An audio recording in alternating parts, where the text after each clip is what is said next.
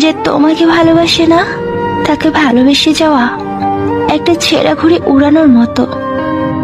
কারো হৃদয়ে আঘাত করে একটা সাগরের বুকে পাথর ছুঁড়ে মারার মতো।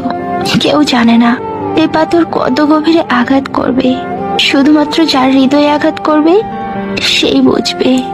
নতুন নতুন যখন সম্পর্কটা শুরু হয় তখন অনেক কথা বলতো, একটু অফলাইন হলেই পাগল হয়ে যেত। আর তার এই পাগলামিগুলো দেখে তার প্রতি দুর্বল হতে লাগলাম।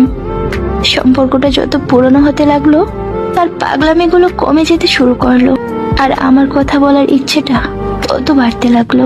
আগে 24 ঘন্টার মধ্যে 16 ঘন্টা আমাদের কথা হতো, আর এখন 24 ঘন্টার মধ্যে 1 ঘন্টাও ভালোভাবে কথা হয় না।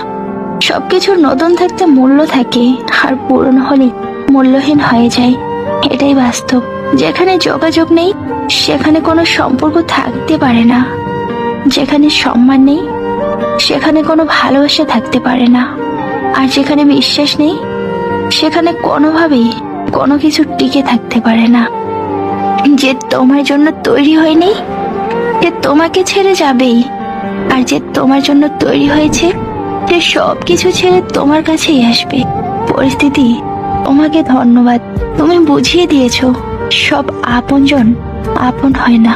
যদি তোমার কাউকে ভালো লাগে তো ভালো সে নয়, তুমি ভালো।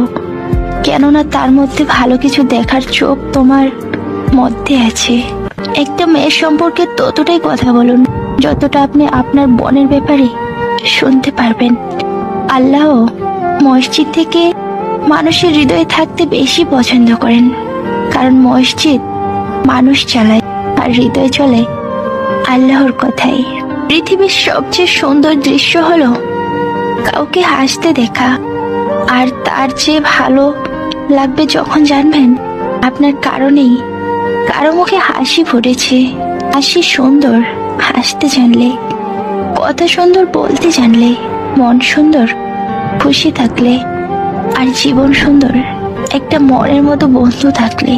একটা সম্পর্ক তৈরি করতে লাগে দুজন মানুষ, দুজনের আপার ভালোবাসা, বিশ্বাস, আর একসাথে বাকিটা জীবন কাটানোর তীব্র ইচ্ছা। একটা সম্পর্ক তৈরি করতে লাগে দুজন মানুষ, দুজনের আপার ভালোবাসা, বিশ্বাস, আর একসাথে বাকিটা জীবন কাটানোর তীব্র ইচ্ছা। একটা সম্পর্ক থেকেও যদি আপনাকে একাই চলতে হয়, অপেক্ষা করতে হয় একটু সময় তার সাথে কথা বলার জন্য, তারপর সে সময়টাতেও ব্যস্ততা দেখতে হয়, তখন পুরো পৃথিবীটাই ঘোলাটে হয়ে যায়। একটা কল করার যখন অধিকার থাকে না তখন কথাগুলো গলায় আটকে থাকাই স্বাভাবিক। একটু দেখার তীব্র ইচ্ছে যখন পূর্ণ হয় না তখন চোখ বেয়ে